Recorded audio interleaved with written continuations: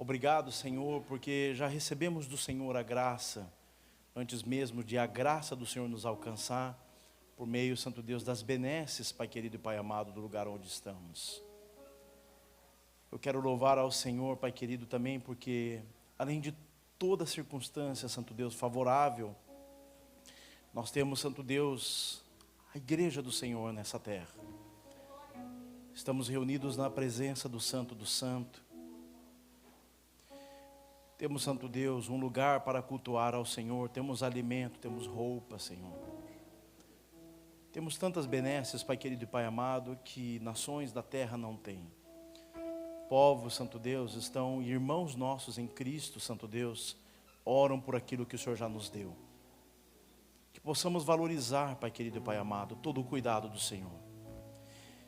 E com isso, Pai querido, ter um profundo senso de gratidão ao Senhor. Entregando a nossa juventude, Pai, para servir ao Teu reino. Entregando, Senhor, a nossa força, Pai, a nossa capacidade intelectual para abençoar o Teu reino, Senhor. Entregando, Pai querido e Pai amado, toda a nossa força de trabalho, Senhor, para ser um instrumento do Senhor nessa nação e nas nações da terra. Nos falta gratidão, Espírito Santo de Deus,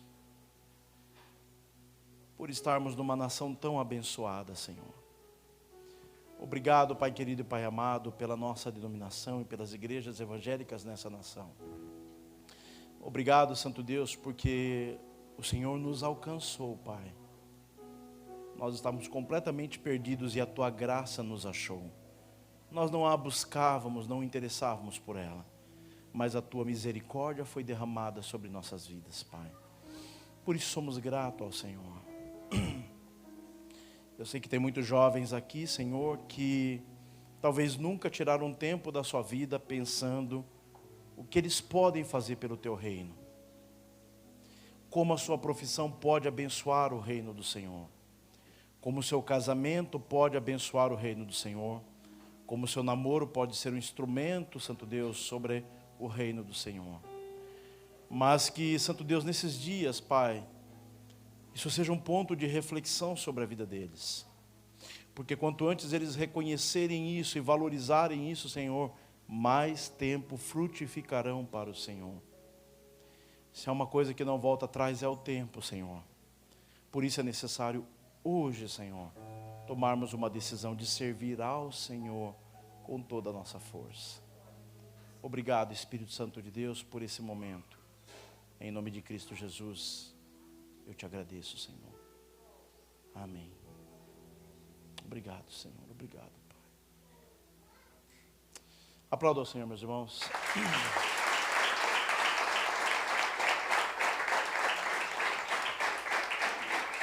Tome seu assento. Antes de eu entrar na parte polêmica, polêmica não, eu só brinco com isso. Não é polêmico, não. Pessoal, lembra do caso do seu Ivan, morador de rua, que estava na porta da minha igreja? E que disse para mim, na minha cara, não aceita Jesus? A gente precisa ter um olhar, irmãos, muito de Deus sobre a cidade onde nós estamos. Eu quero que você abra comigo em Atos, capítulo 19, por gentileza, livro de Atos.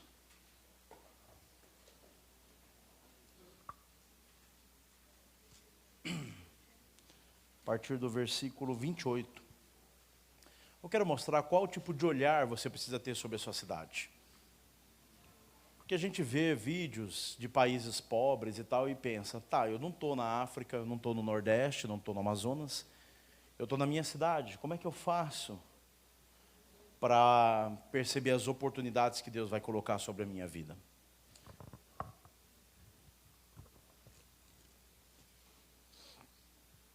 Atos capítulo 19, verso 28. Olha só o que diz o texto. Ao ouvirem...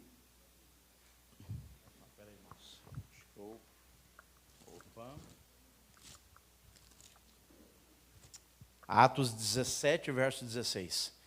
Pegadinha do malandro, né? Paulo em Atenas. Deixa eu mostrar algo para vocês interessante. Irmãos, o apóstolo Paulo, ele foi mestre na área de evangelização. Não que os outros não tenham sido bons evangelistas, mas Paulo, ele realmente recebeu de Deus, primeiro, capacidade. Paulo, ele era poliglota, ele era natural de Tarso, ele nasceu no período da diáspora, e por isso ele recebeu certidão, ele recebeu cidadania romana.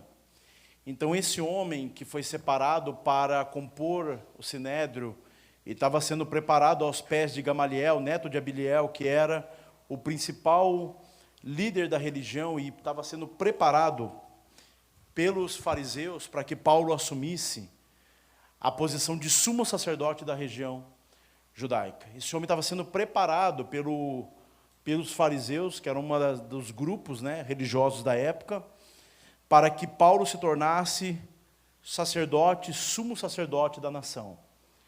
Esse homem, ele foi um homem extremamente importante para o cristianismo.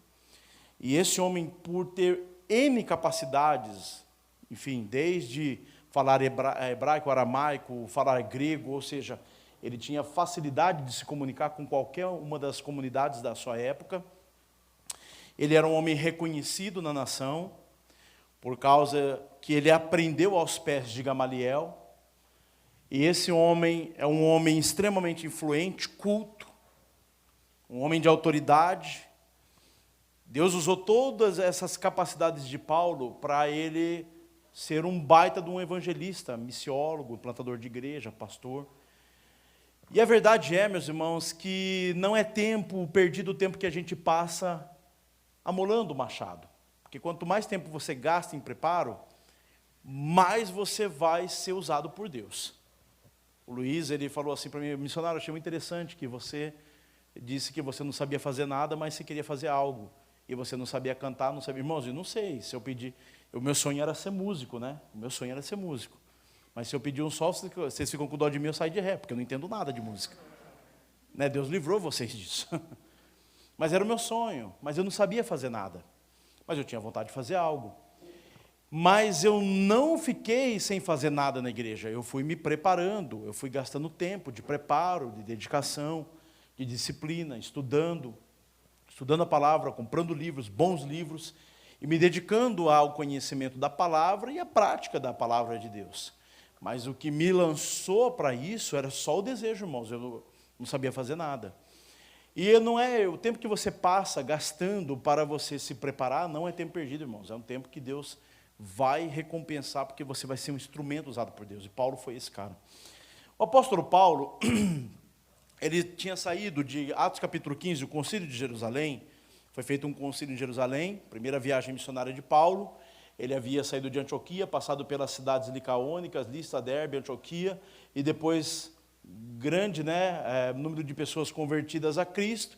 Paulo volta agora a Jerusalém, e é feito o concílio de Jerusalém, e agora os presbíteros que lideravam a igreja, mais o conselho apostólico, os discípulos, impõem as mãos sobre Barnabé e Saulo, e envia agora Paulo, e é Saulo ainda, e Barnabé para uma segunda viagem missionária, que eles saem com o propósito de levar a carta do concílio com as 4 abstinências que todo cristão deveria observar. E agora Barnabé e Saulo, eles estão saindo do concílio de Jerusalém, o primeiro concílio da igreja, e eles estão indo para a região primeiro da província da Ásia, onde eles já haviam passado. E a Bíblia diz que a porta da província da Ásia se fecha, Deus fecha essa porta. Então eles vão para a região de Mísia e Bitínia, que fazia sentido eles irem para lá, 1 Pedro capítulo 1, verso 1, Pedro saúda os irmãos da região de Mísia e Bitínia. Havia igrejas nessa região, Paulo está com as cartas do concílio de Jerusalém para orientar a igreja, e a Bíblia diz que agora Deus fecha também a porta de Mísia e Bitínia, e agora a Bíblia diz que Paulo então tem uma visão de um varão da Macedônia dizendo: passa a Macedônia e nos ajuda. Paulo entende que agora uma porta se abre, que ele vai dizer lá em 2 Coríntios capítulo 2, nos abriu-se então uma porta de oportunidade para anunciar a palavra de Deus na Macedônia. Ele entende que Deus abriu essa porta para que eles, em vez de seguir para a região da província da Ásia, em vez de seguir para a região da Mísia e Bitínia, Deus agora havia conduzido eles para a região da Macedônia. Por que Paulo faz isso e entende isso? Porque o que eu disse aqui? Evangelismo não é uma data marcada na agenda da igreja, evangelismo é uma data marcada na agenda de Deus. É Deus quem determina aonde, quando e quem vai ser salvo. Deus, ele vai preparando o nosso coração para esse dia. Preparando a palavra de Deus, preparando o pregador e preparando o coração. E eu vou mostrar isso para vocês na Bíblia, como acontece. Agora esse homem sai, irmãos, ele vai para a região da Macedônia. E ele vai para a cidade de Filipos. Filipos é uma cidade que está a cerca de 30 quilômetros da região da Samotrácia. É uma província romana. Ele agora implanta uma igreja lá. Essa igreja vai se tornar a principal igreja mantenedora do seu ministério. E lá em Filipos, a Bíblia diz que Paulo vai sofrer, a primeira vez que ele vai sofrer algemas e prisão. Saindo de Filipos, a Bíblia diz que Paulo vai para Tessalônica em sua viagem. Continua em Tessalônica, ele prega 3 sábados e funda uma igreja em Tessalônica. E agora, os tessalonicenses começam a perseguir Paulo. E Paulo vai para a região da Bereia, os bereianos, atentos, que abre a Bíblia, confere o que Paulo diz. E agora o judeu em Tessalônica vai e persegue Paulo em Bereia. E agora a sua caravana missionária acha melhor enviar Paulo para Atenas, e Timóteo fica aguardando em Bereia, para que Paulo fosse a Atenas, por causa da perseguição vindo dos judeus que estavam em Tessalônica. Então, quando Paulo chega em Atenas, Atos capítulo 17, verso 16, o texto diz assim: enquanto esperava por eles em Atenas, eles aqui é uma referência ao grupo da caravana que ficou em Bereia, Paulo ficou profundamente indignado ao ver que sua cidade estava cheia do quê? Por isso discutia na sinagoga com os judeus e com gregos tementes a Deus, bem como na praça principal, todos os dias com aqueles que ali se encontravam. Irmãos, pergunta rapidinho aqui. Paulo está na porta de Atenas. Ó, se eu e você estivéssemos em Atenas agora, sabe o que a gente ia ver, irmãos? Atenas era uma cidade, era a sede intelectual do Império Romano. Vocês se lembram que Roma dominou o mundo e dominou a Grécia, de que maneira? Pela força, pelas pax romanas. Eles dominavam e instituíam a paz, a legião romana tomava conta da cidade, e Roma, ele tomou conta do império por meio da força, por meio militar. Mas os gregos tomaram Roma de forma intelectual. Tanto é que o Ocidente inteiro é fruto do quê? Do pensamento grego. É de lá que surge a sociedade ocidental. É do pensamento grego. E agora, Atenas é a sede intelectual do Império Grego, do Império Romano. E se você estivesse em Atenas, seria uma cidade cívica. É uma cidade onde há monumentos e monumentos dos grandes pensadores gregos, dos grandes filósofos, dos homens que influenciavam a cultura grega, e de grandes ídolos, do panteão grego, de ídolos e mais ídolos que eles adoravam no panteão grego. De tal forma que escritores diziam que era mais fácil você encontrar um ídolo em Atenas do que você encontrar um ateniense natural de lá. Tamanha a devoção à idolatria, era uma nação que tinha milhares de deuses e que cultuava os homens, desde o seu porte físico à sua intelectualidade. Paulo chega à porta da cidade, e Paulo olha para aquela cidade cívica que faz um monumento aos seus homens mais importantes, e ao lado deles colocam estátuas de Diana, deusa dos Efésios, e colocam estátuas de todos os tipos de deuses que existem no panteão grego. Paulo olha para tudo isso, e qual é o sentimento que ele tem no coração? O que diz aí? Paulo ficou o quê? Apaixonado. Ai, eu amo a África, irmãos, eu amo a África. Nossa, aquelas criancinhas desse tamanhozinho assim, uns pigmeu, um coraçãozinho, sabe? Ai, eu amo as crianças do Haiti. Ai, eu amo. A maioria das pessoas que falam sobre missões falam assim: ai, eu amo isso, irmão. Eu amo as crianças. Eu amo o trabalho missionário. Ai, eu amo isso. Irmãos, qual que foi o sentimento de Paulo? O que foi? Gerson? Indignação. O que Paulo ficou o quê? 3, 2, 1, indignado. Às vezes eu penso que falta para a gente é isso. Não é excesso de amor. O que falta para a gente é indignação santa.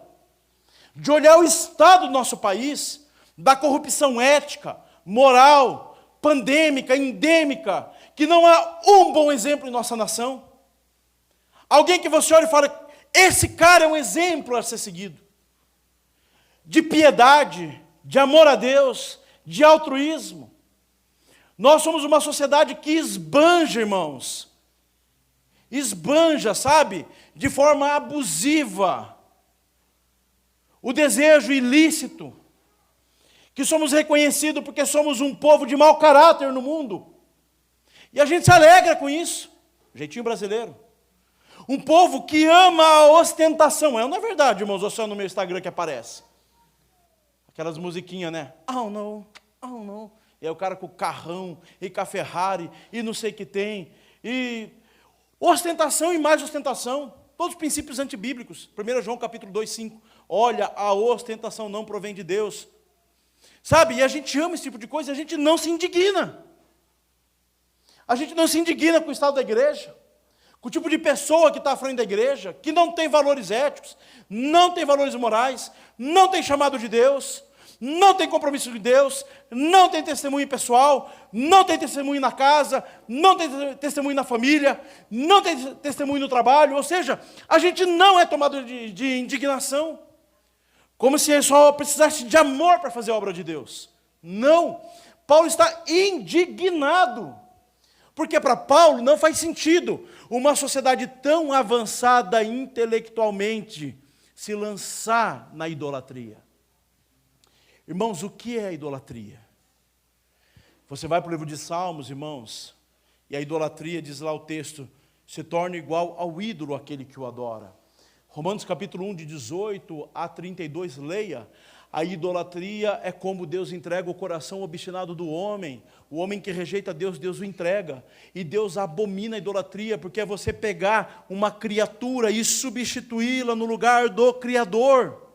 É você se prostrar diante daquilo que Deus criou, quando você deveria se prostrar diante do Criador. Deus abomina isso. E a idolatria é a entrega de Deus a uma sociedade. Leia Romanos 1, 18 a 32, a vontade retributiva de Deus. Deus o rejeita na mente, no coração e na sexualidade. Tudo isso é entrega de Deus. Deus entrega o homem às suas paixões, entrega o homem à idolatria, e entrega o homem àquilo que é detestável. E Paulo olha para aquela sociedade tão avançada, mas ele não entende por que essa sociedade se entrega a isso. Porque não faz sentido, se a sociedade é avançada, não faz sentido você adorar um pedaço de barro ou uma imagem de um imperador, sendo que aquele homem é criatura. Se você é uma sociedade avançada, você não pode se deter a isso. Abra comigo Romanos 1,18. Nem ia entrar nisso, mas se Deus está mandando, a gente entra, né? Romanos 1,18, 32. Já ouviu aquele mito do índio lá, isolado? Como é que o índio isolado vai ser salvo? Já ouviu isso ou não? Já pensou sobre isso? As comunidades não alcançadas, como é que eles serão salvos? Romanos 1,18, a ira de Deus contra a humanidade. Olha o que diz o texto. Portanto, a ira de Deus é manifestada dos céus contra toda a impiedade e injustiça dos homens que suprimiram a verdade pela injustiça, pois o que de Deus se pode conhecer é manifesto entre eles, porque Deus o revelou.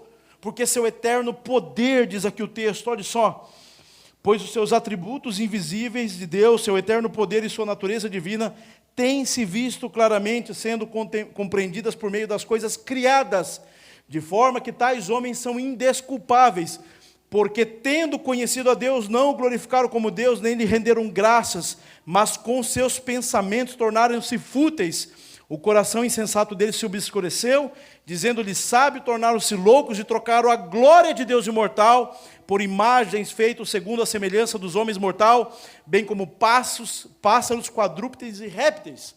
Deixa eu explicar o que Paulo está dizendo. Existe aqui, irmãos, um contraste, que não dá para ver direito, porque tem um subtítulo na sua Bíblia. Mas olha Romanos 1,17. Porque no Evangelho é revelada a justiça de Deus. Que diz aqui, uma justiça que do princípio a fim é pela fé, como está escrito, o justo viverá pela fé. O Evangelho revela um Deus justo que justifica o homem. Sabe o que é a justificação? A doutrina da justificação? A palavra justificação, ela vem de uma origem grega, que significa, ela é tirada de uma palavra forense, que significa justo. Já viu aquela cena de filme? Já viu aquela cena? Está lá a promotoria, os advogados, o réu, todo mundo na cena, e aí é apresentado, a promotoria acusa, o advogado faz a defesa, aí reúne todos os que estão acompanhando ali, se reúnem, tomam a decisão, e aí o juiz faz o quê? O acusado, tal, ele está livre da sua acusação. O que ele faz? Pá! O que ele diz? Inocente. A palavra justificado é esse ato do juiz declarar justificado.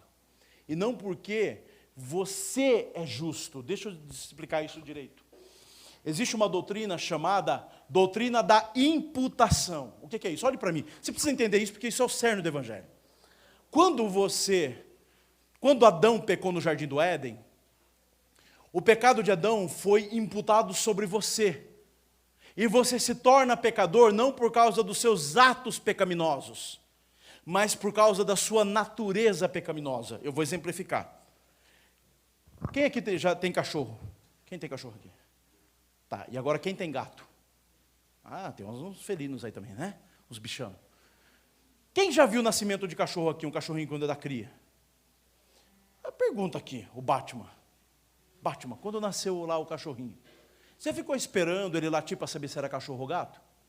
E por que você não ficou esperando? E por que você não esperou ele latir para saber o que era? Porque a natureza dele é canina, logo ele vai o quê? Latir. E o gato? O gato nasceu.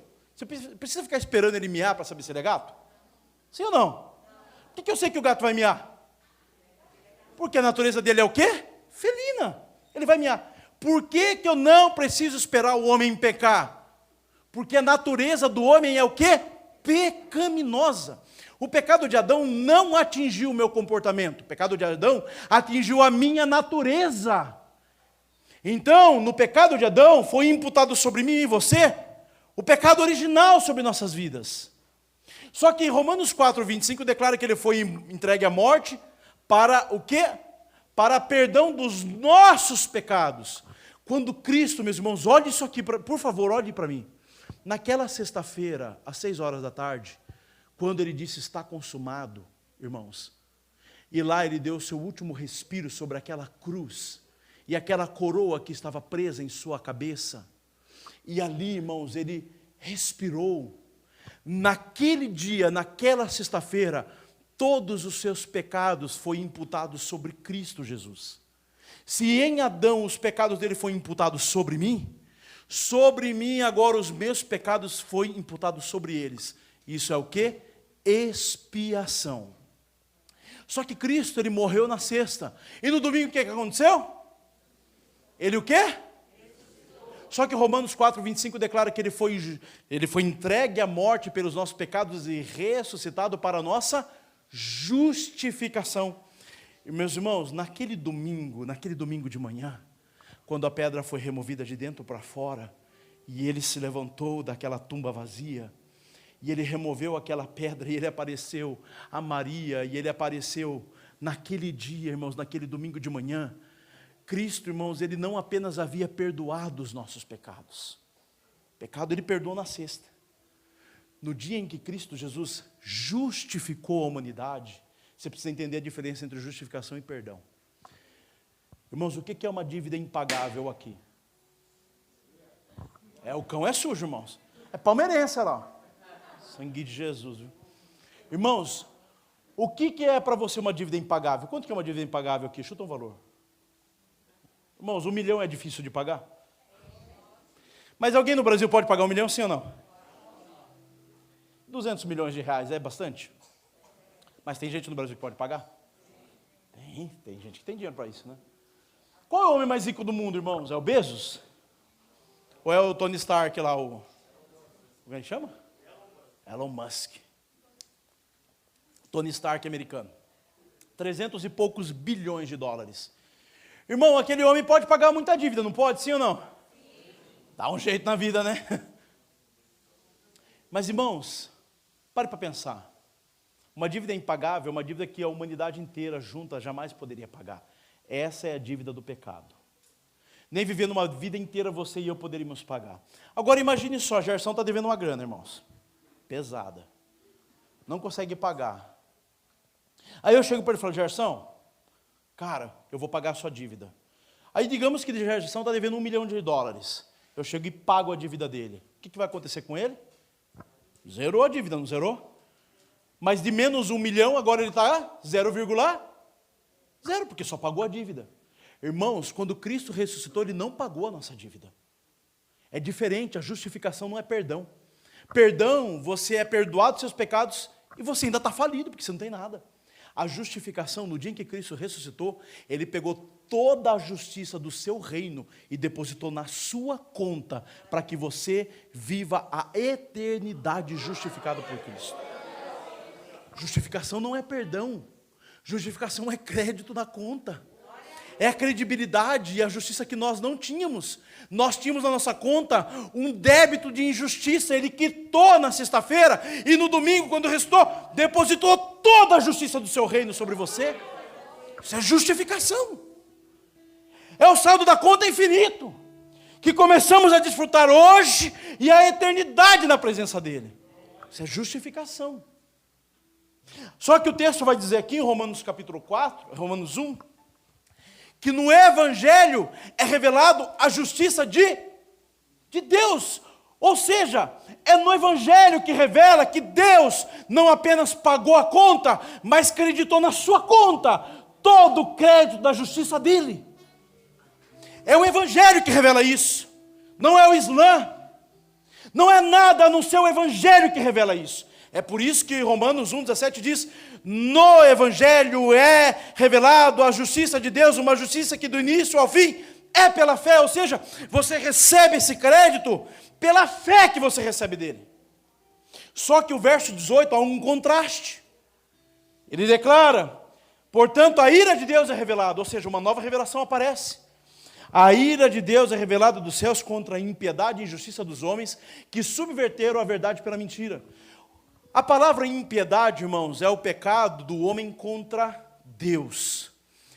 É o pecado horizontal. A palavra injustiça é o pecado vertical.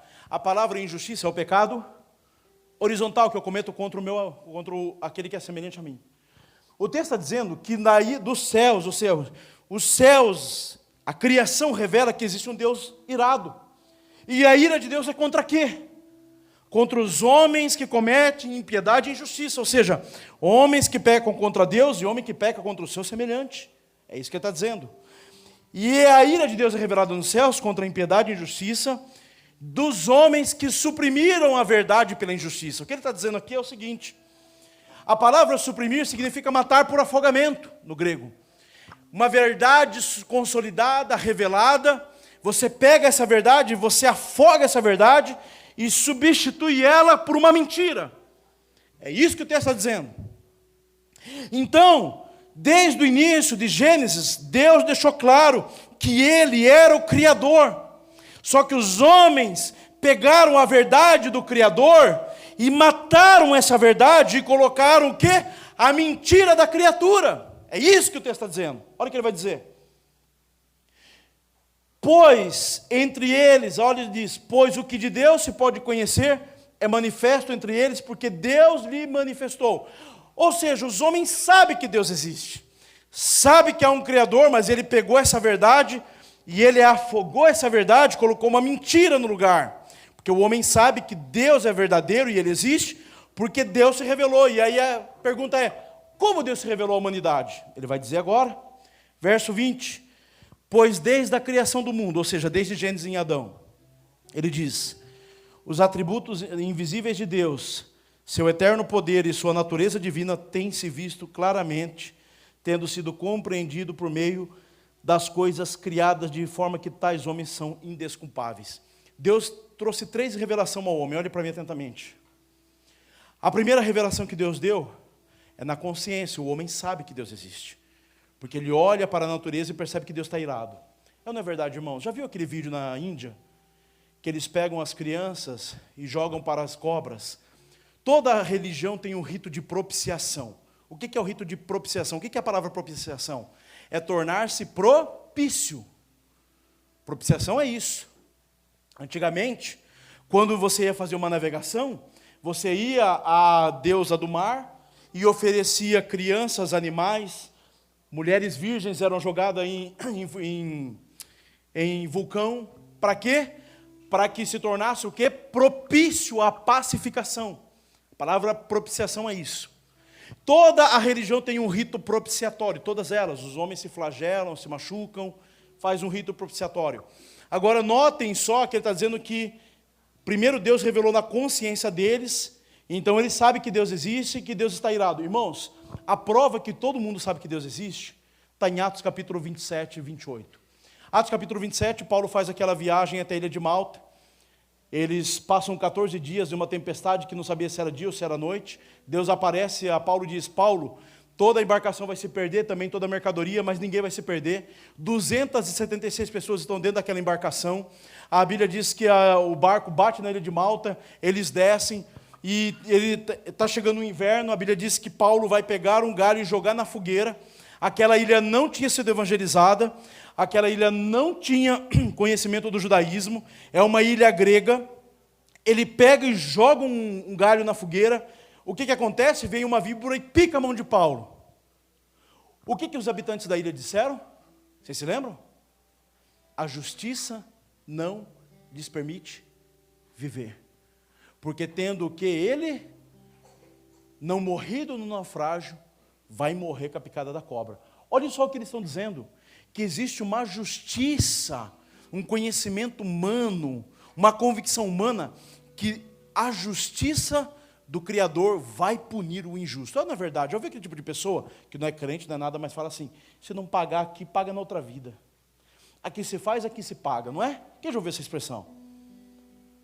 Por que há um senso comum que alguém vai punir o injusto? É a consciência do homem dizendo que Deus está irado contra as pessoas injustas e ímpias. Essa consciência, mas não apenas essa revelação de Deus. O que diz o texto? Porque o seu eterno poder e sua divindade são vistas claramente. Irmãos, qualquer pessoa em qualquer lugar do mundo, ao olhar o planeta Terra, ao olhar as cadeias de montanhas, ao olhar o oceano, ao olhar uma criança correndo, ao olhar um semelhante, qualquer pessoa no mundo, quando olha a criação, ele chega a duas conclusões distintas. Primeira, quem criou isso é mais poderoso do que eu. Porque eu não posso fazer o que foi feito. Alguém o fez. E se o fez, ele é o quê? Mais poderoso do que? Segunda conclusão que ele chega: ele é de natureza distinta da minha. Porque se eu não posso fazer, e eu sou criado, há um Criador entre nós. Essas três revelações de Deus está impressa em toda a humanidade. A consciência, segundo, a criação, o seu eterno poder e a sua natureza distinta. Só que o texto vai dizer que os homens que se chamavam de sábios, ele está falando sobre, ele escreve da cidade de Corinto, uma cidade grega, tornaram-se loucos porque eles pegaram a glória do Criador, Romanos capítulo 1, versos 20 a 22, e trocaram por o quê? Por imagens feitas a mãos de homens. Então, o homem, ao olhar a natureza, sua consciência, que sabe que há um Deus irado contra a impiedade e injustiça, um homem que olha que há um Criador mais poderoso de natureza distinta, ele pega agora essa revelação de Deus e ele faz o quê? Imagens de escultura, como diz o texto, com semelhança de homens, répteis e aves. As três divindades que o homem se prostrava naquela época.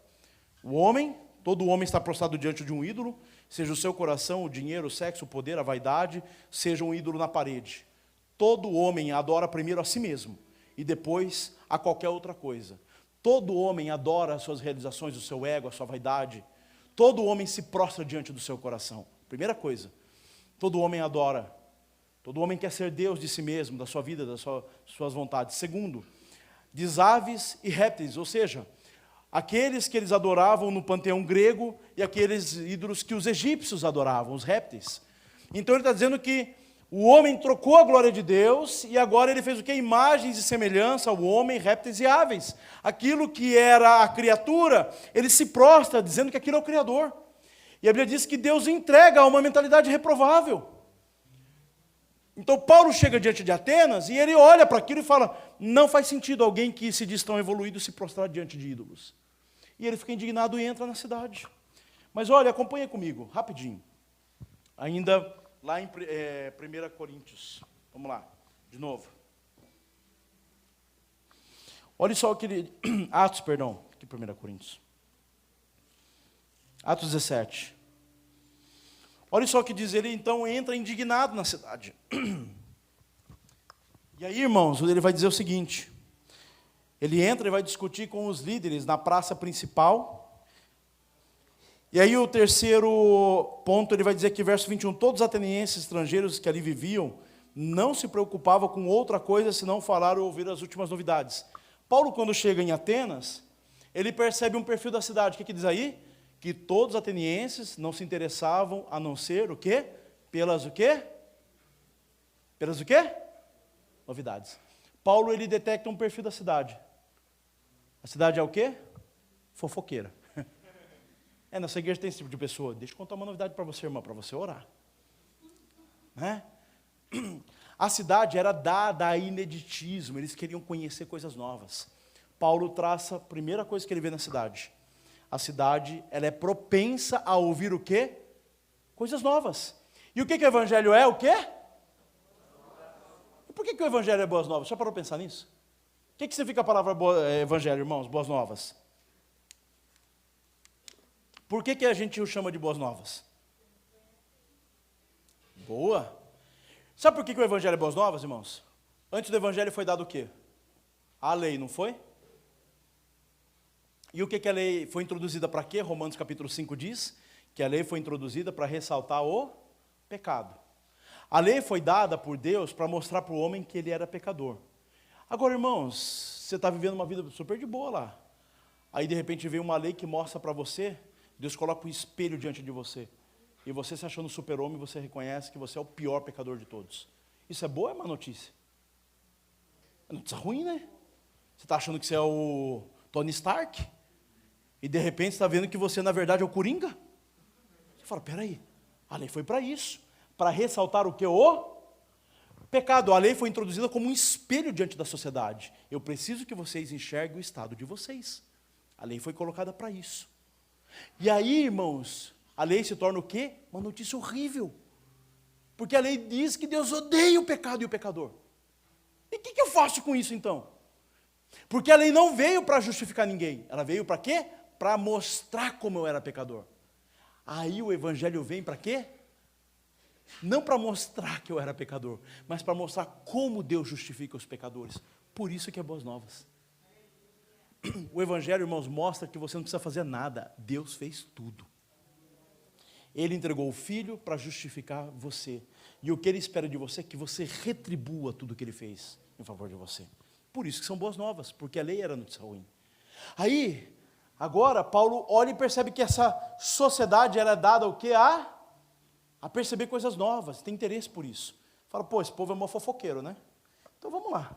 Ele chega diante da sociedade, ele vai para o Areópago, que era um estádio aberto, e diz o texto. Então Paulo levantou-se na reunião do Areópago e disse, atenienses, vejo que em todos os aspectos vocês são o quê? Muito religiosos. Ou seja, Paulo traça uma linha lógica. Primeiro, são dados ao quê? A ouvir. Eles gostam de ouvir. E a gente sabe que a sociedade grega se tornou a sociedade mais avançada porque eles se reuniam às praças para ouvir. Era uma cidade boa de ouvir, era uma sociedade interessada em aprender. Aí ele fala assim, mas não apenas isso. Vejo que vocês são o quê? Religiosos. Ele diz, pois andando pela cidade, observei cuidadosamente seus objetos de culto. Irmãos, essa sociedade não era uma sociedade que sofria com ateísmo. Não. Apesar de lá vir as filosofias que influenciou o mundo inteiro, não era uma cidade dada ao ateísmo. Era uma cidade o quê? Dada à religiosidade. Aí, irmãos, ele vai dizer o seguinte, observei cuidadosamente seus objetos de culto e encontrei até mesmo um altar com a inscrição ao Deus desconhecido. É um texto conhecido de nós. Irmãos, Paulo, antes de ir para o Areópago, sabe o que Paulo faz? Ele anda pela cidade, andando pela cidade. Quantas vezes, irmãos, quantas vezes você passou pela tua cidade com um olhar espiritual sobre a tua cidade? Olhando para a tua cidade. Escute o que eu vou dizer.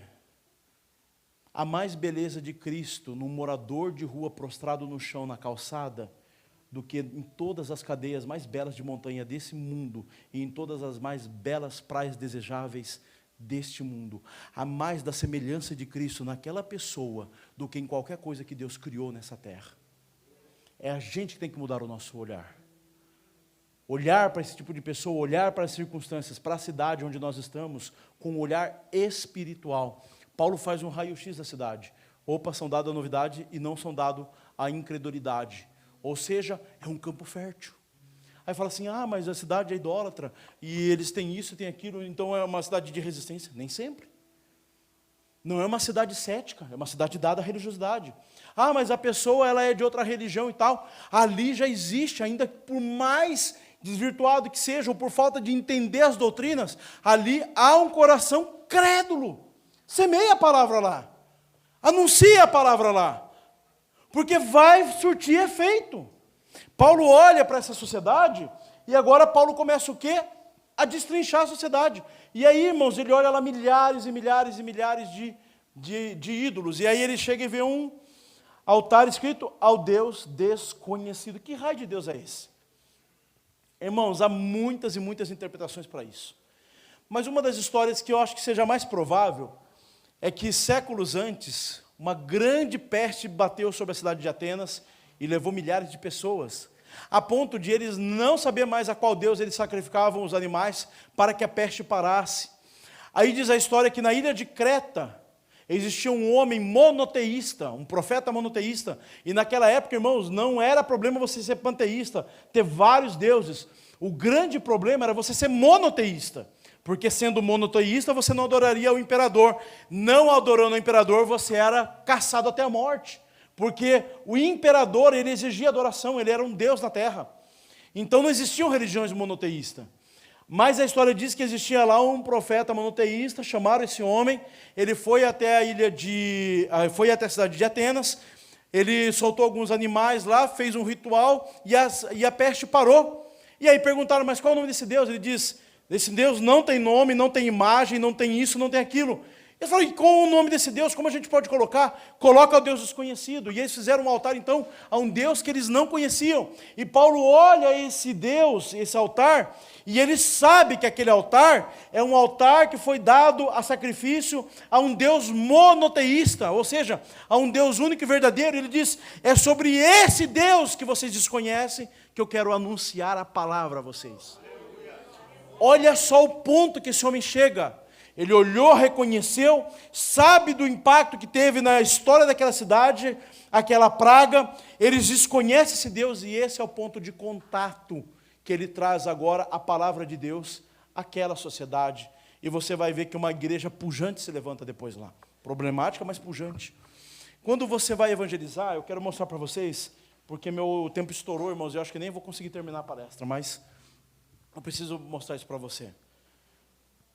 Como você vai anunciar Cristo Jesus? Como você percebe a oportunidade? Segundo, como você descobre se Deus está preparando alguém para ser salvo ou não? Abra comigo em Atos capítulo 8.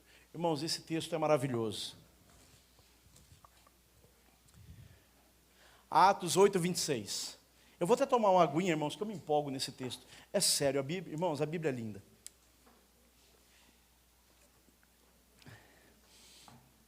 Quem está sentindo o cheiro do feijão aí, diz amém. Aleluia. Oh, Jesus. Oh, Deus abençoe, Pai. Atos capítulo 8, verso 26. Filipe e o etíope. Olha o que o texto diz.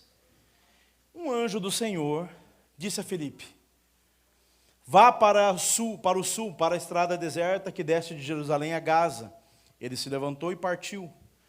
No caminho encontrou um eunuco etíope, um oficial importante encarregado de todos os tesouros de Candace, rainha dos etíopes.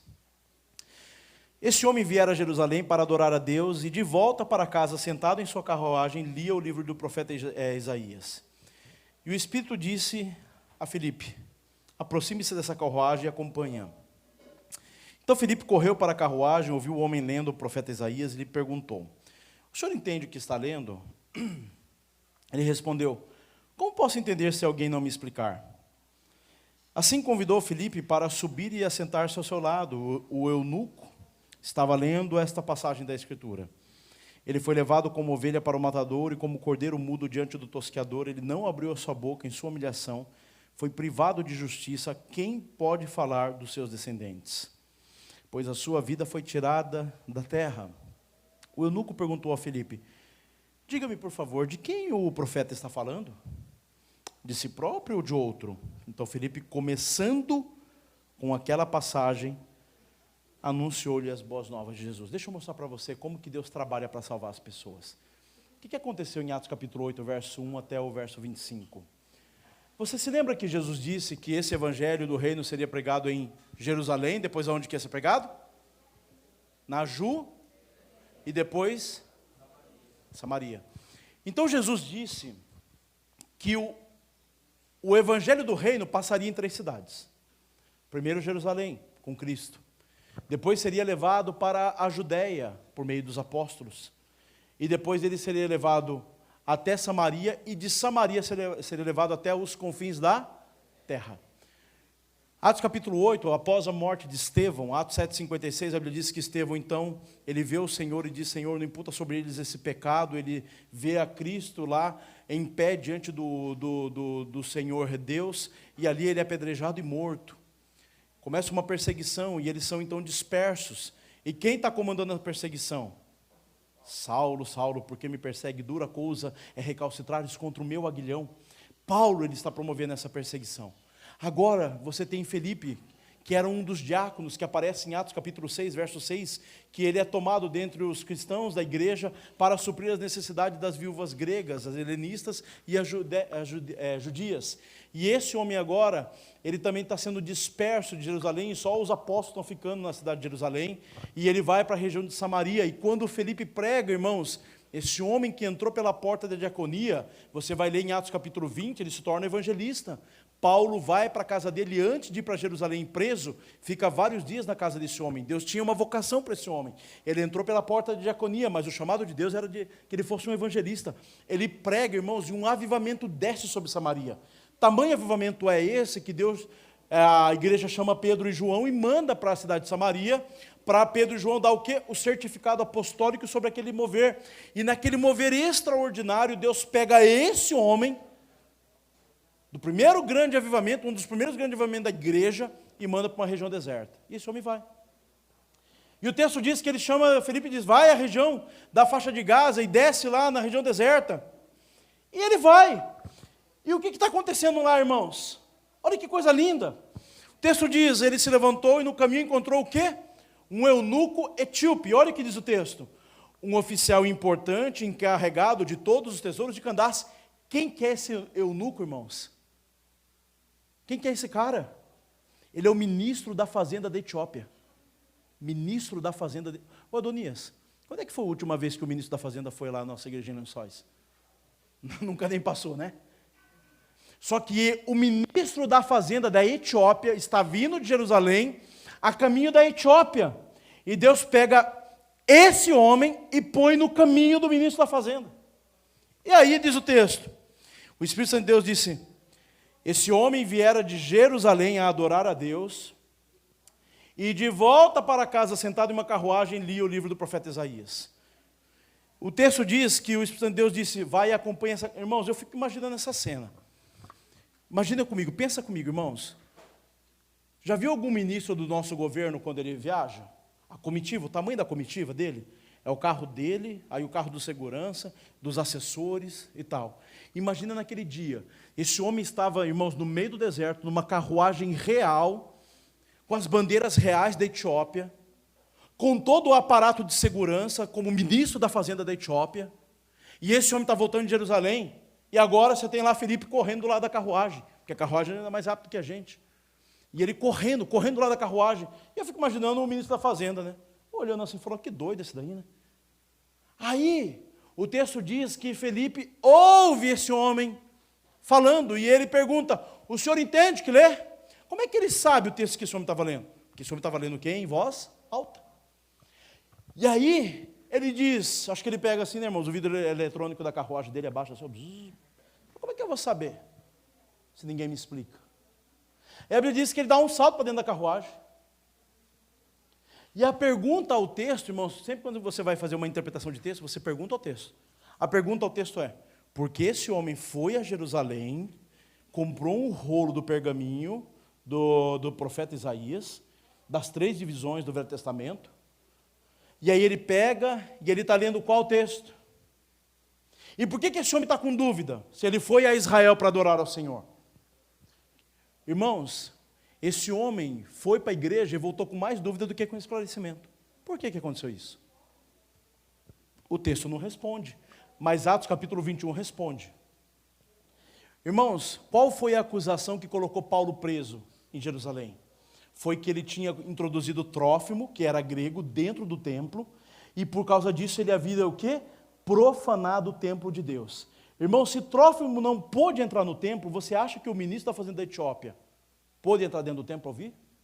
Não. Esse homem foi a Jerusalém para adorar a Deus, mas ele foi barrado, ele não podia entrar dentro da... Existiam placas dizendo que nenhum gentil poderia entrar dentro do templo. E esse homem sai de lá com mais dúvida do que esclarecimento. Mas ele pega o quê? Um rolo do profeta Isaías. E qual o texto que ele está lendo, irmãos? Não há jesuicidência, casualidade, coincidência na vida. Não existe. Existe um Deus soberano sobre todos. Qual o texto que esse camarada está lendo? De todo o Velho Testamento, do livro do profeta Isaías inteiro, qual o texto que ele está lendo? O texto mais importante da cristologia bíblica do Velho Testamento. Está aqui, ó. Ele está dizendo aqui, ó, Isaías 53, versos 7 e 8. Ele foi levado como ovelha muda ao matador, e como cordeiro mudo diante do tosqueador, ele não abriu a boca. Em sua humilhação, ele foi privado de justiça. Quem pode falar de descendente?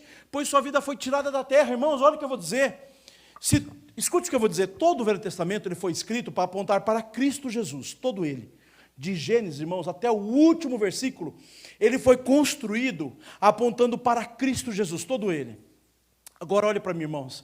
Imagine que toda a Bíblia fosse uma cadeia de montanhas, toda ela, capítulo por capítulo. Gênesis capítulo 3, verso 15, a queda, diz que o filho da mulher pisaria a cabeça da serpente, a serpente morderia seu calcanhar. Ali é uma profecia da encarnação de Cristo Jesus, que vai ser manifestado depois em Filipenses 2,5. Isaías 53, irmãos, escute o que eu vou dizer. Ei, a corda está acabando. Escute o que eu vou dizer. Isaías 53, ele é o Everest das revelações bíblicas. É sobre Isaías 53 que você vai enxergar com clareza o ministério de Cristo. Ele é o texto principal da cristologia bíblica do Velho Testamento, assim como Filipenses 2,5, ele é o texto principal da cristologia bíblica do Novo Testamento, a encarnação de Cristo. E esse homem está lendo qual texto? O texto que fala sobre Cristo Jesus. Ele está lendo o texto principal da cristologia bíblica. E a dúvida dele é, esse homem está falando de si mesmo ou está falando de outro? E aí, o que diz o texto? Verso 34... 35, então Felipe, começando com aquela passagem da Escritura, anunciou a Cristo. Todo o evangelismo nasce de uma dúvida. Já chegou aquela pessoa que chegou assim, cara, e lá na sua igreja, o que fala sobre sexualidade? Sobre homossexualidade? E o casamento, o que fala sobre divórcio? Todo o evangelismo nasce de uma dúvida, de uma pergunta. Esse é o ponto da oportunidade para você discernir. Quando vier a pergunta, não vai lá, deixa eu começar aqui de Gênesis, gerou Roboão, né? Matusalém, calma, a gente vai chegar em Jesus, não. A porta da oportunidade é a dúvida da pessoa, é ali que é a porta da oportunidade. Você vai direto para Cristo Jesus. É assim que você vai anunciar a Cristo a uma pessoa. A dúvida dele era se ele estava falando de si mesmo ou de outro. Eu não estava entendendo. E o que ele faz? Então ele vai e anuncia a Cristo Jesus. Quais são os 3 elementos presentes na salvação de todo homem?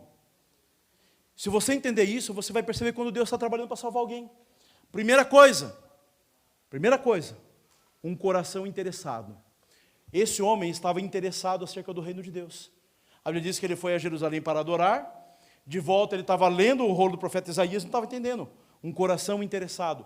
Segundo elemento presente. Alguém para explicar a palavra de Deus, você. Terceiro elemento presente na salvação de todo homem, a palavra de Deus sendo ministrada. Vá para Atos capítulo 10, a conversão de Cornélio. Cornélio, um homem justo, interessado. Você vai ver Pedro, alguém para explicar, e Pedro anuncia o quê? A palavra, Atos 16, a conversão de Lídia. Lídia, uma mulher interessada, temente a Deus, que não conhecia a palavra de Deus. Paulo, alguém disposto a explicar, e Paulo faz o quê? Prega a palavra de Deus, e ela se converte. Veja a conversão de todos os homens. 3 elementos está presente sempre. Qual é? O coração, a palavra e o pregador. Sempre está presente. Se você entender isso, você vai entender a porta da oportunidade para você anunciar a Cristo Jesus. Você vai falar, opa, tem um coração interessado, à disposição para ouvir a palavra de Deus, e eu vou explicar a palavra de Deus. É os 3 elementos presentes na salvação de todo o homem. Se você entender isso, irmãos, você vai ministrar e as pessoas vão entender a Cristo Jesus e elas vão se converter. É por isso, irmãos, que às vezes você vai falar, e você já viu aquele tipo de pessoa, né? Sorri, concorda, puxa, preciso buscar minha avó no karatê. Ele não está interessado. Você vai semear e ele não vai ouvir. Porque sempre há 3 elementos importantes presentes na salvação de todo mundo. E aqui nós vemos de forma clara, pode voltar lá, de novo a palestra. Só para a gente concluir, irmãos, que já estourou meu horário. Dá uma levantada assim, irmão, rapidinho assim, ó. Dá uma esticada. Levanta. Dá uma levantada assim, ó. Faz uma massagem na costa do irmão da frente, assim, para ele acordar. Tipo de roupa. Dá uma assim, ó. Acorda aí, vaso. Estica assim, para a gente poder terminar. Isso. Fala assim, o feijão está ficando pronto. Pode sentar. Tipo de roupas, vamos lá. Irmãos, roupas discretas, não sensuais, decote, transparências, nada marcando. Irmão, você vai entrar num trabalho de evangelização, né? Aí fica, imagine só, né, o rolê, né? Aí a irmã chega assim, sabia que a Bíblia diz lá em 1 Coríntios 3,16, que você é o templo do Espírito Santo de Deus? Aí o cara fala, ei, que templão, né? Não dá, né? Os camaradas fortão que nem o Jarsão assim, né, irmãos? Com aquelas camiseta cavada que bate nos umbigos, né? Não dá, né? Então, irmão, roupa discreta. No projeto, irmãos, a gente pega pesado nisso, porque a gente tem comunidades, irmãos, que é sério, pô, se você entrar em dependendo do lugar sozinho, é perigoso, então você não vai chamar atenção para isso. Estar utilizando uma camiseta de identificação, seja do projeto, um colete, ou eu me importo, a gente usa esses coletes amarelos, eu me importo, porque é muita gente, irmãos. Eu já saí evangelizar eu saí com a igreja do Jacuí, no Submerso, Conferência Nacional, com 800 jovens na rua evangelizar. Irmãos, é gente a dar com rodo, você não sabe quem é quem. Então a gente identifica todo mundo, para todo mundo ficar claro onde está o pessoal do projeto. Então, lógico, se está num grupo menor, não é necessário, né? Aqui é uma brincadeira, né? Não recomendamos calça leg, né? Pode usar leg, mas desde que cubra tudo, né? Mesma coisa. Vai os homens lá, né? Que esse camarada forte, né? Que é aquelas bermudas do Cristiano Ronaldo, né, irmãos? Aí não dá, né? Aí as irmãs falam, ei, Jesus. O que levar a Bíblia, cantil de água, isso aí pode passar a caneta para a ficha pastoral. Como se portar na rua? Nunca falar com as pessoas usando o que? Óculos escuros. Irmãos, é muito desconfortável, não é? O cara com aquela lupa. Não, acampamento, geralmente terça-feira, a galera do fundão já fica com o óculos assim, né? Está lá Deus usando ele em sonho, né? Só o corpo está aqui, né? Irmãos, é desconfortável, né? Você está falando com a pessoa, você não sabe se está olhando para o seu, está olhando para outro, né? Tira óculos escuros, evite tirar fotografia. Irmãos, a gente estava no Pelourinho uma vez, isso foi hilário, evangelizando. E tinha um irmão, amigo meu, ele era da Assembleia do Fogo mesmo, né? E ele, irmãos, era do fogo pentecostal do Pentecoste, pensa no cara. Aí a gente estava no Pelourinho, e ele foi orar para um cara. Ele está com a mão na cabeça do cara e começou a orar. E começou, irmãos, ele chamou a atenção. E ali tem muito navio que para na Bahia, né, e sobe para poder fazer foto. E tinha um monte de japonês tirando foto e filmando. E ele lá orando, e o cara, mal desconfortável, foi tirar a mão da cabeça. Aí ele, não bastando pôr na cabeça, ele pegou na nuca também e segurou. E foi, irmãos, e parou o Pelourinho, né? Então, irmãos, durante o trabalho, toma cuidado, né? Uma vez eu estava fazendo evangelismo, e eu estava na equipe de apoio, né, nos carros na equipe de apoio. E eu olhando o Instagram do rapaz, ele só aqui, ó, pá, mais um para a glória. Mais um para Jesus, tal. liguei para ele e falei, seu incircunciso, você está evangelizando, está tirando foto. Já tem gente tirando foto, para com isso, né? Tem gente que nem gosta, né? Impor as mãos sobre as pessoas sem permissão. Irmãos, eu sempre peço para a pessoa, se eu posso orar por ela e se eu posso impor as mãos. Eu não estou falando de igreja, estou falando de trabalho público na rua, tá bom? Trabalho de evangelismo na rua. Não orar em voz alta para não constranger, irmãos. Não é o tom da voz que a pessoa vai entender. Não é isso. Não é isso, irmãos. Dependendo do lugar que eu estou, irmãos, um dia eu estava orando, né? Eu fui pegar um voo de Viracopos para Araçatuba e orando, Senhor, prepara alguém para evangelizar hoje, né? E aí eu entrei no voo, irmãos, quem que estava sentado do meu lado no banco? Um padre. Eu falei, pô, Jesus, pega leve, né? Aí eu virei para ele assim e falei, paz do Senhor, vossa santidade. Ele olhou assim para mim, paz do Senhor. Ele falou, de que paróquia é você? Eu falei, uma meio concorrente do Senhor. Aí ele deu risada e tal. Aí eu comecei a falar e tal. Eu falei, sou missionário da Igreja do Brasil para Cristo. Ele, missionário Manuel de Melo. Eu falei, esse mesmo. Eu fui nas concentrações na praça, eu fui lá e começou a falar a vida do homem inteiro, né? Eu falei, verdade? E a gente começou a conversar. Dali surgiu um ponto de amizade, e ele quis tocar em assuntos referentes à igreja evangélica, principalmente ao mercado da fé evangélica. E aí ele tocou no assunto sobre a questão de idolatria, essas questões e tal. E ali, irmãos, Deus mandou uma turbulência providencial que eu achei que o avião ia cair, sério. Eu achei que ia cair. E eu estava com uma cara de paisagem, que eu amo aviação, né? E o padre, minha Nossa Senhora dos tal. Irmãos, quando o padre chega nesse desespero, imagina o resto do avião. Irmãos, foi o caos. Eu, padre, assustando o povo, né? E eu lá com a maior cara de paisagem, né? Você não está com medo de morrer? Eu falei, eu não. Filipenses vai dizer que eu já estou morto com Cristo. Gálatas diz que eu já estou morto com Cristo. E Filipenses vai dizer que se eu morrer, é eu quem ganho Cristo, então, o senhor não tem certeza da sua salvação? Ele ficou olhando assim para mim, né? Falei, se eu morrer eu estou salvo? Mas entendeu, irmãos? Toma cuidado, pode passar.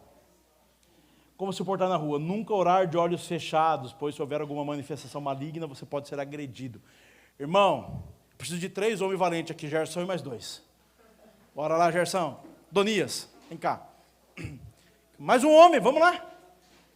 Oxi. Aê. Gerson e mais 2. Irmãos, imagine aqui, ó, que nós vamos orar. Vamos fazer de lado, mais fácil, todo mundo vê. Você vai orar pelo Gerson. Gerson está perdido na vida. Nós vamos orar para Deus resgatar a vida dele. Aí você está, irmãos, em 2 ou 3 orando. Em lugar público, tá bom?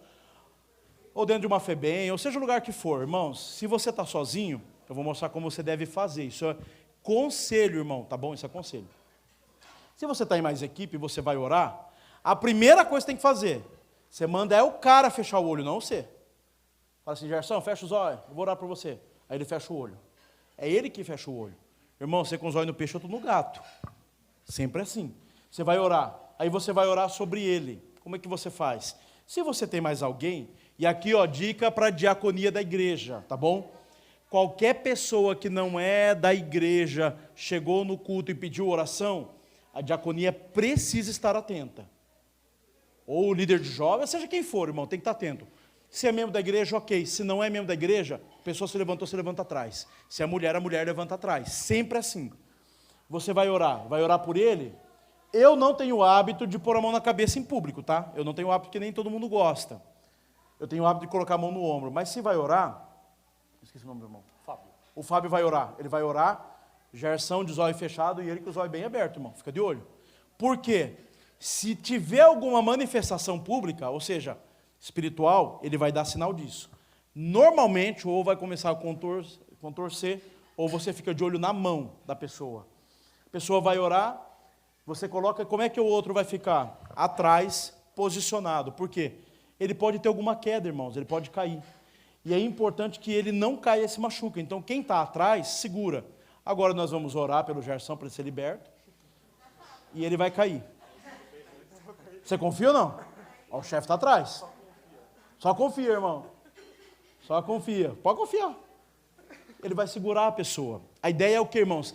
Ele não... Ei, Jesus. Irmão, é consciência pesada, né? Estou brincando, ele é precioso. Amo a vida desse menino, viu? Irmãos, por que isso? Um monte de gente não vai na igreja porque se machuca, cai, enfim. O diabo faz o quê? Um espetáculo. Isso é uma forma descontraída para você entender um princípio. Há um hábito nosso, quando a gente está evangelizando, irmãos, a gente vai evangelizar. Quer ver vai passar aqui, mas vai evangelizar. Todo mundo fala junto. Se você vai, por exemplo, numa casa de uma pessoa católica e ela pede uma oração, você vai perceber que a família inteira fica em silêncio. Por que ele faz isso? Porque, irmãos, eles não dão só atenção à homilia. A homilia é a pregação do padre, é a mensagem que o padre está dando. Mas eles dão muito valor à oração, e está certo, tem que dar. Isso é algo muito valoroso que a igreja eles nutrem. Eles ouvem a oração. E nós evangélicos, a gente ora todo mundo o quê? Junto. Né? E para a gente não faz sentido, né? Eu uma vez fui na casa de uma família católica e eu orei, aí ela falou, nossa, missionário, que oração linda. Eu fiquei imaginando, porque quando eu vou orar, irmãos, nossa, não é nada bonito. Eu dobro o joelho ali, choro, e o cabelo, e vira uma meleca, né? Não é bonito, por quê? Eles dão valor a isso. E eu vou contar o testemunho sobre isso, irmãos, o que Deus fez uma vez, sobre uma cura extraordinária por causa da oração. Então, quando você vai orar, sempre atento, se você está em equipe, para quê? Para poder socorrer a pessoa. Se eu estou sozinho, eu vou pedir para o Gerson ficar de zóio fechado, eu com os olhos no peixe, outro no gato, eu me posiciono de lado, irmãos. Eu vou orar por ele, porque se ele cair, eu seguro ele, entendeu? E outra coisa, se houver uma manifestação pública, eu estou olhando se tá acontecendo alguma coisa. Se eu estou de olho fechado, eu posso ser agredido e nem perceber. Vamos aplaudir os nossos irmãos aqui, ó, aos 3 exemplos, né? A equipe que estiver, então, intercedendo, tem que ficar o quê? Ficar em atenção. Isso aqui é uma brincadeira que o pessoal lá do Eu Me Importo. Evitar a posição de frango. O que é a posição de frango? Você já foi lá comprar frango no açougue? Como é que os franguinhos ficam? Todo mundo assim, né? É ou não é? Não é casinha assim, né? A gente, pessoal, vamos interceder. Tá todo mundo lá assim, né? A posição de frango. Irmãos, intercessão não tem a ver com a autoridade da mão, viu? Ah, mas 1 Timóteo 2 declara, erguei vossas mãos sem ira nem contenda. A autoridade não está na mão. 1 Timóteo 2 está falando sobre o caráter do líder. O líder não pode ser contendeiro. A sua mão briga com a sua outra mão. A mão direita fala assim, eu não vou pegar o pão, você tem que passar sozinho. Para a mão esquerda. Elas não brigam entre elas. Então o texto ali está falando sobre o quê? Caráter do líder. O líder não pode ser alguém contendeiro. Tá bom? Então a autoridade não está na mão, está na vida da pessoa. É por isso que Jesus pisa na terra dos gadarenos. E o que acontece? Ele se apresenta diante dele, por causa da autoridade sobre a vida. Então, isso é uma brincadeira, não me importa. Irmão, a gente está em 600 pessoas intercedendo. Todo mundo assim? Fica mó estranho, né? Então, eu falo para eles, ó, não precisa, não precisa. Você pode interceder de mãozinha baixa, só orando. Você entendeu? Irmãos, uma vez eu estava no Piauí, eu estava na equipe de apoio, o Edson Teixeira ia pregar naquela noite, e eu estava ao redor da tenda chamando o povo para poder vir. E eu só aqui intercedendo. Senhor, tem misericórdia, traz convicção de pecado, Senhor, e tal, usa a vida do Edson e tal. Irmãos, de repente veio uma mulher, me abraçou e tacou o dedo na minha costela e enfiou assim. A hora que eu olhei, ela... E eu intercedendo. A hora que ela manifestou, a hora que relou em mim. E ela veio para me agredir. Eu falei, mão para trás agora, em nome de Jesus, você não vai me agredir não. E ela... Eu falei, você vai sentar agora, eu ouvi a palavra inteira. Eu falei, irmã, senta do lado dela. Ela, eu não, credo. Eu falei, não, já, não vai fazer nada não, irmão, a autoridade está sobre a vida. E eu falei para ela que ela não vai machucar ninguém. E ela lá sentada, irmãos, sentadinha no primeiro banco. Chegou uma tropa de pastores da cidade e falou assim, o que a gente dela? Toda vez de evangelismo é a mesma coisa. Ela vem da show, eu falei, não, pastor, a gente veio por causa dela mesmo, por ela que a gente veio. Acabou o culto, fomos orar, expulsar o demônio daquela mulher. Irmãos, eu não sabia quem era aquela mulher, era a prostituta mais velha da cidade. A notícia correu na cidade. No outro dia, a tenda estava lotada para ver, porque a notícia correu que a mulher se converteu de verdade. No outro dia, a mulher, irmãos, estava lá equilibrada, decente, sentada na primeira fileira. A autoridade está na vida, não está nas mãos, está na vida da pessoa. Irmãos, pode passar. Uma coisa que você precisa entender sobre manifestação pública, pode voltar. Não, próximo isso. Retire crianças de perto. Por que você não precisa ver isso? Uma vez eu estava, irmãos, na cidade de Cansanção, no interior da Bahia. Era uma feira, num sábado de manhã. Nós tínhamos feito aquela peça Life House. Quem conhece Life House aqui? Os mais velhos conhecem, a molecada não conhece. E eu era o Jesus da peça, irmãos. E na cena mais bonita, que Jesus está lutando contra os demônios lá e tal, papapá, eu era o Jesus da peça. Mano, veio uma mulher endemoniada e deu um chutão na minha bunda, eu caí de cara na praça, assim, ó, pá, na feira. Jesus de cara, irmãos, todo mundo, caca. A parte mais emocionante virou piada. E eu, pá, caí de cara assim, olhei, a endemoniada veio para cima de mim. Aí ia ficar uma coisa linda, né? Aí, irmãos, eu, em nome de Jesus, ela catou uma criança pelo colarinho, um bebê, irmãos, levantou para tacar no chão a criança. Em nome de Jesus, mão para cima, você não vai machucar essa criança. E ela parou na hora. Aí veio a polícia e catou a criança. E aí o policial falou assim, Deus, o que está acontecendo aí? Eu falei, ela está endemoniada. Ele arrancou o cacetete, sai em nome da PM. Bom! Ai, Jesus. Calma, não é assim, homem. Ele só pode ser demônio isso. Eu falei, Mas olha só, irmão. Olha, evangelismo, a gente tem história, viu? Aí, nós catamos e tal, mas por que se manifesta, irmãos? Isso você precisa entender. Por que o inimigo se manifesta? Por que o diabo, o demônio se manifesta? O demônio não quer sair da vida da pessoa e ele não quer se manifestar. Ele se manifesta porque reconhece autoridade sobre a sua vida. Autoridade de Deus. Existe uma hierarquia no mundo espiritual e ele reconhece que você é um homem de Deus. Se manifestou, não tenha medo, impõe as mãos e expulsa. E aí, se eu fosse contar aqui, irmãos, de manifestação, a gente ia passar mais uns 2 dias aqui. Então, vamos passar rapidinho que eu quero terminar, porque o povo ali já está servindo ao almoço já. Só para a gente encerrar, 4 passos os 4 passos do plano da salvação. Pode ir? Pode ir. Primeira coisa, o plano de Deus. Como compartilhar a mensagem? A mensagem só poderá salvar alguém se a pessoa entender o que você diz. Então, cuidado.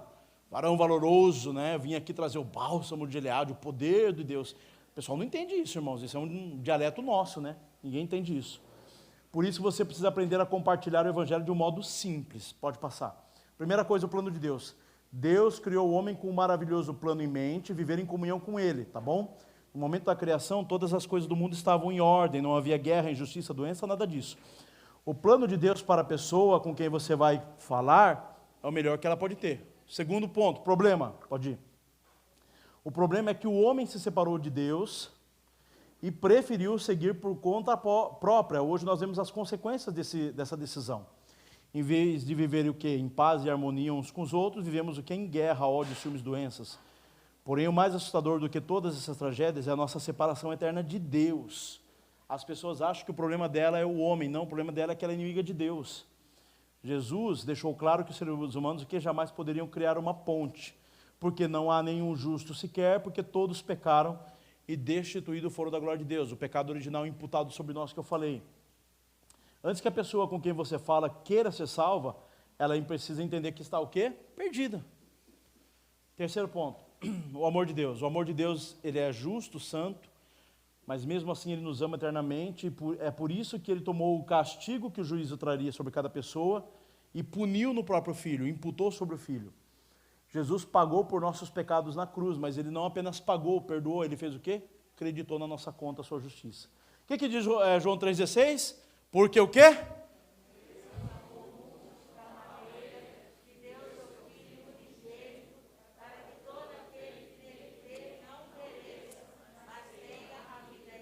Quem crê que Jesus morreu por todos os pecados dos homens, levanta a mão. Todos os pecados. Quem crê que Jesus não morreu por todos os pecados, levanta a mão. Jesus não morreu, irmãos, por todos os pecados. Qual foi o pecado que Cristo não morreu? Não. O que diz João 3,16? Porque ele amou o mundo e entregou o seu Filho unigênito. E o que diz João 3,18? Aquele que não crê, já está. O único pecado que Jesus não morreu foi pelo pecado da incredulidade. Todos os homens serão condenados por causa da incredulidade do seu coração. Todos os homens serão condenados. O homem não vai, irmão, ser lançado ao inferno porque ele tem vício. Porque ele tem vício em pornografia, na mentira. porque ele tem vício, irmãos, porque ele é um adúltero. Não.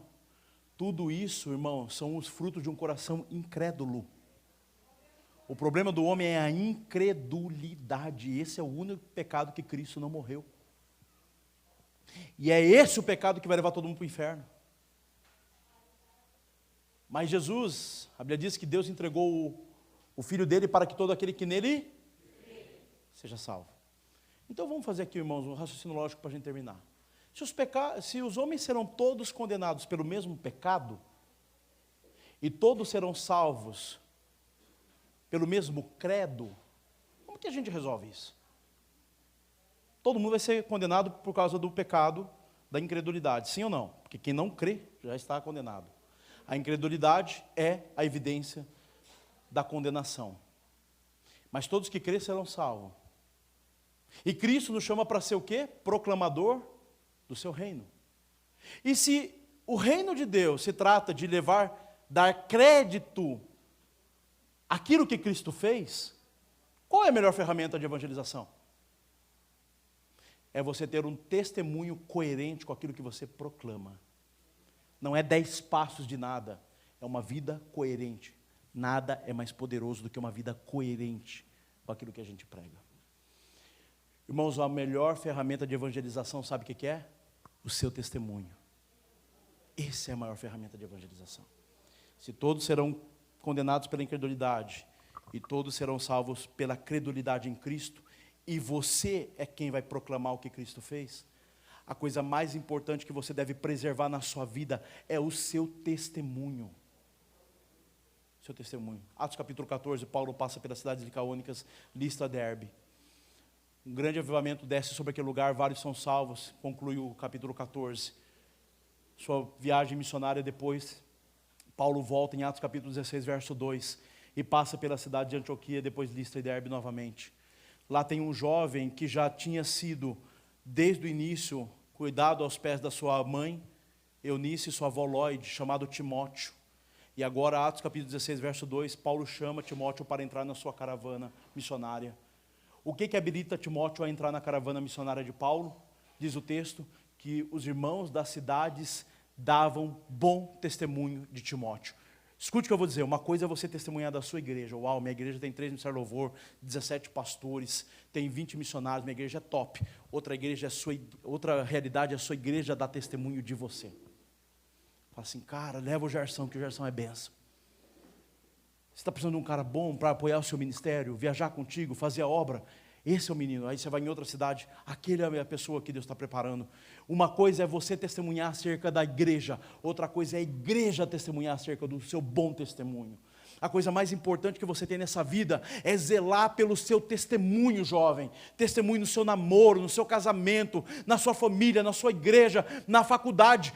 A coisa mais importante e preciosa que você tem é o seu testemunho. É por isso que lá em Provérbios diz que o ouro e a prata compram muita coisa, mas o ouro e a prata não compram uma reputação. Você tem que preservar como bem mais valioso o seu testemunho de vida. Porque as pessoas vão dar crédito naquilo que Cristo fez, olhando para aquilo que Cristo fez na sua vida. Esse é o grande ponto da evangelização. Não é 10 passos para nada, é você ter um testemunho coerente diante de Deus, diante da igreja, diante do mundo. De que adianta hoje você querer ganhar ao mundo e amanhã não querer sair da cama. Estabilidade, ocioso, oscilando sempre. Quero que vocês coloquem em pé. Bem mais extraordinário é o seu testemunho. Ponto 4. A decisão importante, se você confessar com sua boca que Jesus é Senhor e crer em seu coração que Deus ressuscitou dos mortos, será salvo. Sabe como Deus vai te usar? Como um instrumento em suas mãos? É forjando em você um caráter e um testemunho de louvor e glória ao seu nome. Preserve o seu testemunho, jovem. Preserve a sua vida, preserve tudo que Deus tem feito. Não perca o seu testemunho por causa de uma aventura, jovem. Não faça isso. Tem jovens que têm tanta paixão e zelo por Deus, mas não zelam pelo seu próprio testemunho. Nunca vão ganhar ninguém para Jesus. Vão promover escândalos. Então eu quero concluir aqui com essa palavra. A maior ferramenta de evangelização é um testemunho coerente com aquilo que nós professamos, aquilo que nós fazemos. Pai, nós rendemos graças ao Senhor. Eu sei que foi extenso, Senhor, eles estão me ouvindo há 4 horas, Pai querido e Pai amado. Eu estou cansado, Senhor, porque venho de uma viagem e saio daqui e já vou para outro acampamento. Eles estão cansados, Senhor, porque estão desde ontem, passaram por vigília, Senhor. E terão ainda ministração, Santo Deus, até quarta-feira, Pai. Mas eu oro, Santo Deus, que o Senhor não despreze o esforço deles, Pai. Eles poderiam estar em tantos lugares, Senhor, mas estão na sua presença, Pai. Eu me lembro, Santo Deus, de Balaão no livro de Números, um profeta desonrado que havia se vendido. Ele é levado ao mais alto cume da montanha, e o texto diz que então lá ele olhou uma parte do povo de Deus, e quando foi profetizar a maldição, saiu bênção de sua boca.